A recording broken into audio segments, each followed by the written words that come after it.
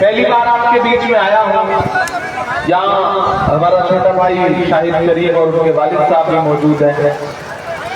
थोड़ी देर आपसे गुफ्तगू करूंगा। कभी सोचा करता था कि पुरुलिया और उसके एतराफ में लोगों से मुलाकात करने के लिए पारा और उसके एतराफ के लोगों से मुलाकात करने के लिए मुशायरे में जाऊंगा, लेकिन आज आया भी हूँ तो एक सियासी जलसे में आपसे मुलाकात करने के लिए आया हूँ। झील में पानी बरसता है हमारे देश में,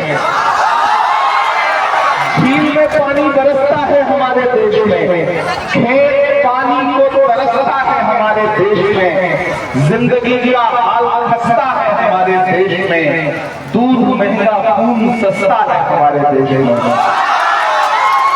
हरियाणा वाले आज आपके बीच में ये कहने के लिए, अपील करने के लिए आया हूं कि देश लोकसभा के मुहाने पे खड़ा आने वाली 25 तारीख को आपका वोटिंग है। आपको 25 तारीख को अपने घरों से निकलना है, बूथ पर जाना है और न सिर्फ पुरुलिया के मुस्तकबिल का फैसला करना है बल्कि हिंदुस्तान के मुस्तकबिल का भी फैसला करना है।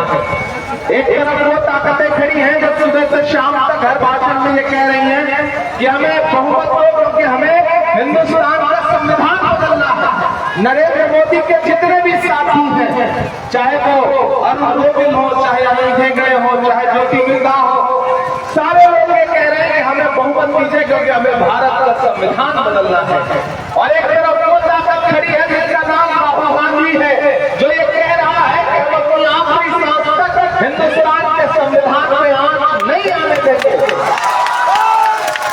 मैं यहाँ पर आपसे ये कहने आया हूँ कि नेपाल बहादुर साहब आपके अपने हैं, जांचे परखे हैं, खानदानी आदमी है, रईस इंसान है, शरीफ आदमी है।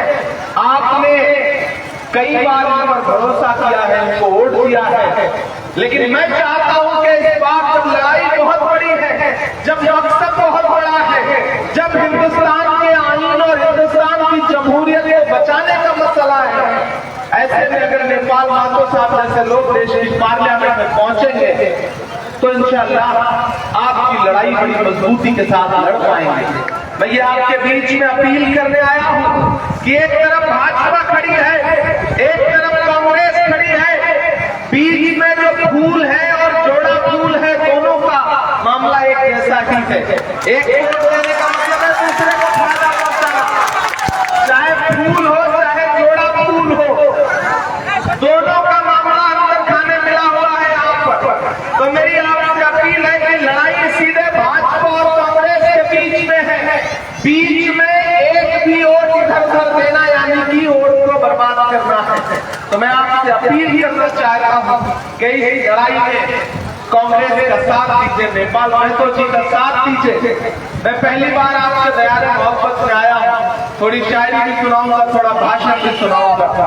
बाकी अपनी मजबूरियां हैं, कोशिश करूंगा कि वो भी निभा सकूं। पहले 4 मिसरे पढ़ता हूँ कि दायरे में सिमट के आएगा। यहाँ जो लोग सड़क पे मौजूद है, जो पीछे तक मौजूद है, सबकी शिरकत हो कि दायरे में सिमट के आएगा, हर रवायत से हट के आएगा, आंधियों को सदा खबर कर दो, आंधियों को सदा खबर कर दो, शेर वापस पलट आएगा, शेर वापस पलट के आएगा। हरियाणा वालों, एक तरफ नरेंद्र मोदी जी खड़े हैं और उनका झूठ पड़ा है, सुबह से शाम तक झूठ बोल रहे हैं, उन्हें नफरत है इस मुल्क के खास तबके से, हर दिन अपने भाषणों में इस बात को कहते रहते हैं। तो मैं यहाँ खड़ा होकर आपसे कहना चाहता हूँ कि पिछले 10 साल में नरेंद्र मोदी जी ने इस देश को झूठ के अलावा कुछ भी नहीं दिया है।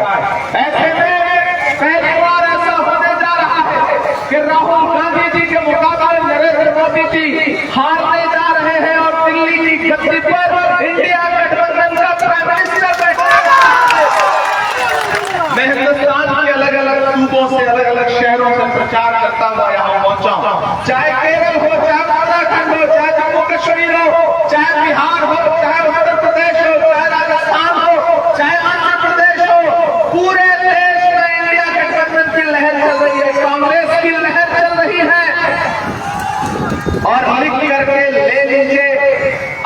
वाली 4 जून को नरेंद्र मोदी किसी भी कीमत पर भारत के प्रधानमंत्री नहीं बनेंगे, नहीं बनेंगे। मैं चाहता हूं कि नेपाल वाले को साहब आपके मेंबर ऑफ पार्लियामेंट बन करके देश की पार्लियामेंट में पहुंचे और 4 जून को जब इंडिया गठबंधन की सरकार बनने वाली हो और राहुल गांधी प्राइम मिनिस्टर की शपथ ले, तो एक तरफ नेपाल नेता खड़े हो, एक तरफ इमरान खताबड़ी खड़ा हो, एक तरफ मुश्ताक अहमद खड़े हो, तब ऐसा लगेगा कि बंगाल की असली नुमाइंदगी हो रही है। मैं आपसे अपील करता हूं साथियों कि भाजपाइयों के झांसे में मत आइएगा, जो भाजपाइयों के साथी हैं उनके झांसे में भी मत आइएगा। लड़ाई सीधे राहुल गांधी और नरेंद्र मोदी के बीच में है। एक तरफ नफरत है, एक तरफ मोहब्बत है। राहुल गांधी मोहब्बत का पैगाम देते हुए कन्याकुमारी से कश्मीर तक पैदल चले, मणिपुर से मुंबई तक चले। मैं चला हूं राहुल गांधी के साथ, जब मीडिया के साथी मुझसे कहते थे कि इमरान साहब आप तो शायर हैं, आप राहुल गांधी के साथ पैदल चल रहे हैं, आप क्या कहेंगे? तब मैं कहता था कि जो हर जालिम से टकराएगी वो आंधी बनाऊंगा, जो हर जालिम से टकराएगी वो आंधी बनाऊंगा। नए अंग्रेज आए हैं, नया गांधी बनाऊंगा। वो नया गांधी जो मुल्क की मोहब्बत के लिए लड़ रहा है। इधर नरेंद्र मोदी जी भाषणों में खड़े होकर कहते हैं कि बताओ कांग्रेस वालों को 70 साल में किया क्या क्या। एक पार्लियामेंट में खड़े होकर भाषण दे रहे थे, बोले बताओ कांग्रेस वालों को 70 साल में क्या बनाया।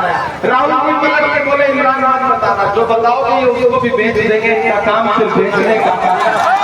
इन्होंने सिर्फ बेचा है। आज भाजपा के लोग कहते हैं कि कांग्रेस ने 70 साल में क्या किया है। मैं तो यहाँ खड़ा होकर कहना चाहता हूँ हरियाणा में, अरे भाजपा वालों, जो अपना चलाया हुआ 2000 का नोट 7 साल नहीं चला सके, वो हमसे 70 साल का हिसाब मांगते हैं। जो अपना चलाया हुआ नोट नहीं चला पाए, वो सरकार क्या चलाएंगे, देश क्या चलाएंगे। इसलिए कांग्रेस को चुनिए। लेकिन के साथी भी यहाँ मौजूद है। ये बहुत शानदार गठबंधन है और बंगाल में मजबूती के साथ चुनाव लड़ रहा है। नेपाल वाले को साहब आपके अपने हैं, जाने पहचाने हैं। मैंने कहा खानदानी इंसान है, आप इनको पिछली 2 पीढ़ियों से जानते पहचानते हैं। आपके मुद्दों पर हमेशा लड़ाई लड़ते रहते हैं। इस बार मौका अच्छा है, अगर आपने मन बना लिया कि इन्हें पार्लियामेंट पहुंचाना है तो इंशाल्लाह इन्हें कोई ताकत हरा नहीं सकती है। आप एकजुट हो जाएं तो नेपाल वाले साहब पार्लियामेंट पहुंच रहे हैं और वहां पहुंच करके जिस तरह मैं लड़ता रहता हूं आपके मुद्दों पर, आप मेरी शायरी की वजह से मुझे जानते पहचानते हैं। मैं ऐलान पूरे मुल्क में घूम करके कहता हूं कि हम आतिशे सोजा में भी हक बात कहेंगे, हम आतिशे सोजा में भी हक बात कहेंगे, कुंदन की तरह शहर में ताबीला रहेंगे। तारीख बताती है कि हर दौरे सितम में हम जिंदा थे, हम जिंदा रहे, जिंदा रहेंगे। ये जो नफरत वाली ताकतें हैं ये हमें मिटा नहीं सकती, ये हमारा कुछ बिगाड़ नहीं सकती, क्योंकि हम मोहब्बत वाले लोग हैं। नफरत को एक दिन हारना पड़ता है। मैं हरियाणा की आवाम से, पारा की आवाम से, पुरुलिया की आवाम से, बंगाल की आवाम से ये गुजारिश करता हूँ कि इस बड़ी लड़ाई में आपको राहुल गांधी के साथ खड़ा होना पड़ेगा। मुझे बताओ कि जब राहुल गांधी नफरत के खिलाफ भारत छोड़ो यात्रा लेकर के निकले तो बस एक नारा लगा रहे थे, नफरत छोड़ो भारत जोड़ो। नफरत के बाजार में मोहब्बत की दुकान खोलनी है। ये नारा लगाते हुए वो इंसान 4000 किलोमीटर चला, अपने पैर के छालों की परवाह किए बगैर। बताओ हरियाणा वालों, इस मुल्क में नफरत के सबसे ज्यादा शिकार कौन है? हम हैं, आप हैं। कौन से चौराहे पर, कौन सी ट्रेन में, कौन सी सड़क पर, कौन सी भीड़ आए और लिबास देख करके हमको आपको मारने कोई अंदाजा नहीं है। नफरत के शिकार कौन हैं? हम हैं, आप हैं। अगर नफरत कम होगी तो सबसे ज्यादा सुकून किसे मिलेगा? हमको मिलेगा, आपको मिलेगा। तो इस मुल्क में नफरत कम करने के खिलाफ सबसे बड़ी लड़ाई कौन लड़ रहा है? राहुल गांधी लड़ रहे हैं। मैं आपसे ये अपील करना चाहता हूँ कि अरे आप तो इस बात पर ईमान रखते हो ना कि मजदूर का पसीना सूखने से पहले उसकी मजदूरी उसे दे दी जाए। रखते हो ना इस बात पर ईमान? मैं रखता हूँ, आप भी रखते हैं कि मजदूर मजदूरी दे दी जाए। मैंने देखा है राहुल गांधी का बहता हुआ पसीना, मैंने देखा है राहुल गांधी के पैर के छाले, न वो पैर के छाले अभी सूखे हैं, न पसीना अभी सूखा है। मैं यहाँ आपसे राहुल गांधी की मजदूरी मांगने के लिए आया हूँ। हजारों किलोमीटर का सफर तय करके पिछली कई सारी महीने भर हो गए सोए नहीं है, मुसलसल शहर और शहर हिंदुस्तान के अलग अलग कोने में जाकर के लोगों को बेदार करके उनसे अपील कर रहे हैं। हम यहाँ खड़े होकर के आपसे कह रहे हैं कि मैं आपसे राहुल गांधी की मजदूरी मांगने आया हूँ, और वो मजदूरी है नेपाल महतो को हाथ के पंजे के सामने वाला बटन दबा करके एक वोट दे करके इन्हें देश की पार्लियामेंट में पहुंचाना। ये राहुल गांधी की असली मजबूरी है जो मैं आपसे मांगने आया हूं। और आपका दिया गया एक वोट सिर्फ इनको नहीं मिलेगा, मोहब्बत में उस मसीहा को मिलेगा जिसका नाम राहुल गांधी है। मल्लिकार्जुन खड़गे जी को मिलेगा इनका वोट, प्रियंका गांधी जी को मिलेगा, सोनिया गांधी जी को मिलेगा। इनको दिया गया आपका एक वोट मेरे ऊपर आपका पर्सनल एहसान ही होगा। इसलिए मैं आपसे गुजारिश करने आया हूँ कि हम जिस लड़ाई को लड़ रहे हैं वो बहुत बड़ी लड़ाई है। देश का हाकिम नहीं चाहता कि मुल्क में संविधान रहे, देश का हाकिम नहीं चाहता कि मुल्क में जमहूरियत रहे। गरीबों की बातें करने वाले प्रधानमंत्री सिर्फ अमीरों के प्रधानमंत्री बनकर के रह गए हैं। ऐसे में मेरे भाइयों, मैं देश की पार्लियामेंट में खड़ा होकर भी उनसे सवाल पूछता हूँ, और यहाँ खड़ा होकर के भी उनसे सवाल पूछ रहा हूँ कि कहाँ सोया है चौकीदार। आप बड़े समझदार हो, चौकीदार का नाम आया, आप समझ गए कि किसके बारे में बात हो रही है। ये हरियर कमाल का शहर है, कमाल का गांव है, कमाल का इलाका है, नाम ही नहीं लेना पड़ रहा। अपने आप समझ गए कि मैं मोदी जी की बात कर रहा हूँ। सलाम आपकी समझदारी को। कहाँ सोया है चौकीदार। उधर जो पीछे लोग बैठे हैं दूर तक है, उनको समझ में आ रहा होगा कि उनकी आवाज मुझ तक नहीं पहुंचेगी। मैं चाहता हूं कि आपकी आवाज मुझ तक भी पहुंचे और दिल्ली तक भी पहुंचे, ताकि नरेंद्र मोदी जी के काम तक ये बात जाए कि आज हरियाणा में, बंगाल में, पुरुलिया में खड़ा होकर के इमरान प्रतापगढ़ी हजारों की आवाम के साथ ये सवाल पूछ रहा है कि कहाँ सोया है चौकीदार, कहाँ सोया है चौकीदार।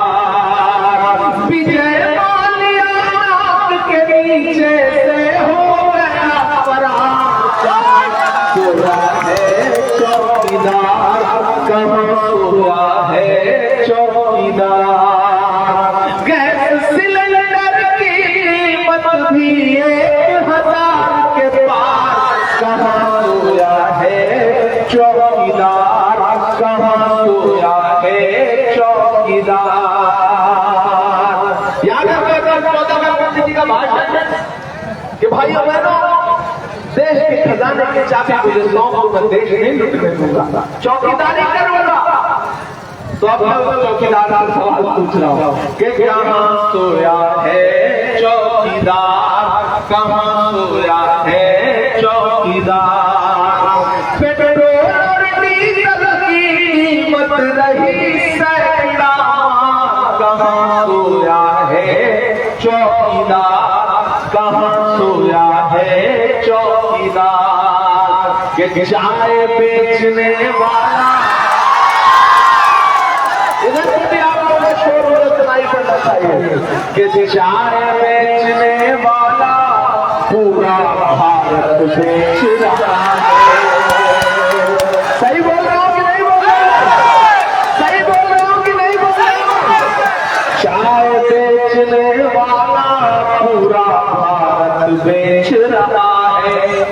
इसी काम में हासिल उसे महारत बेच रहा है कि रेल बिक गई, तेल बिक गया, बिका हवाई अड्डा। अब मेरा यहाँ तक कि रेल बिक गई, तेल बिक गया, बिका हवाई अड्डा। सब कुछ बिकता देख के खुश है अपने जेपी नड्डा। ये जनता महंगाई की मारी करती हाहाकार, कहाँ सोया है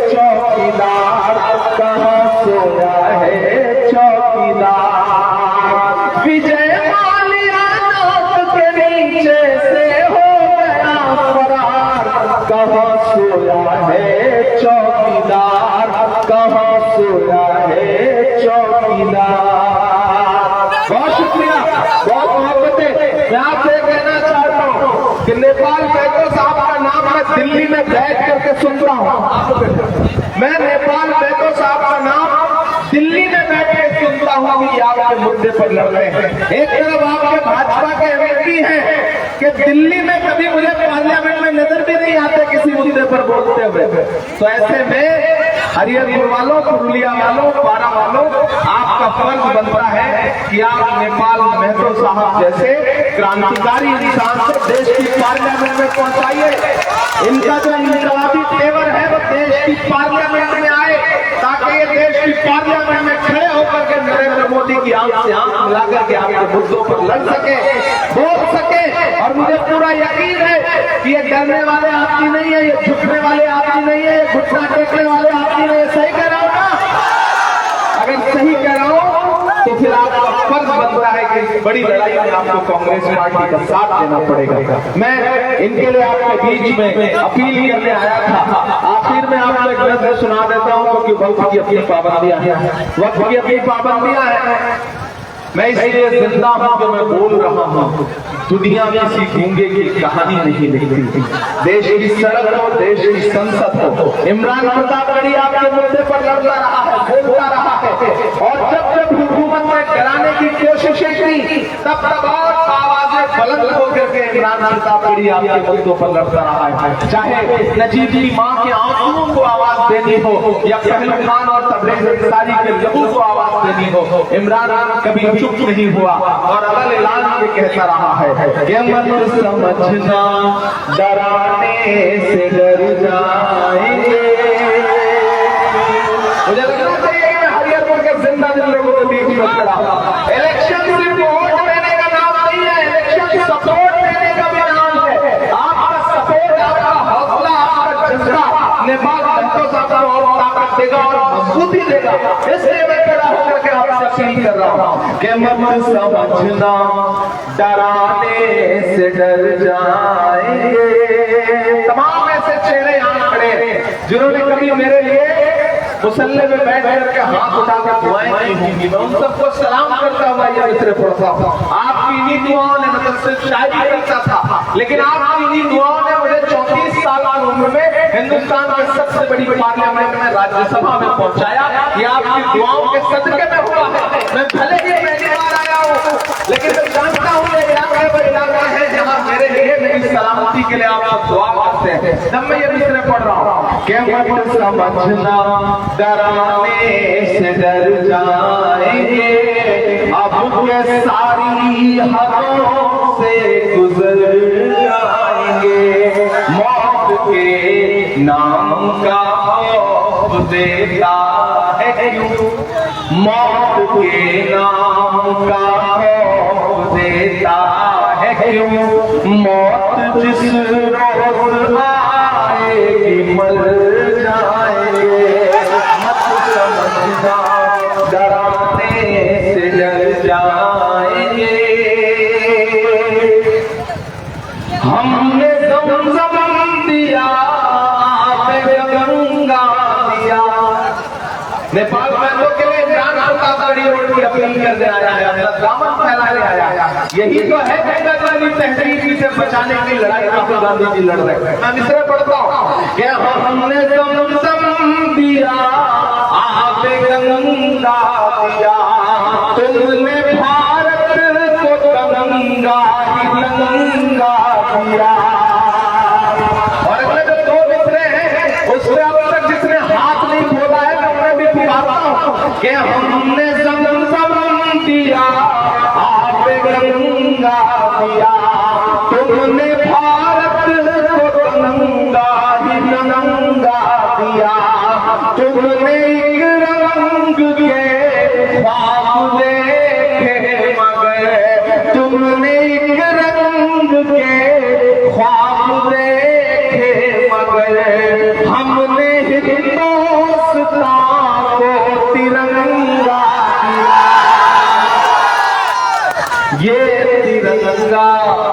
ये तिरंगा बदन पर लपेटे हुए एक दिन इस जमीन में उतर जाएंगे। मत समझना डराने से डर जाएंगे।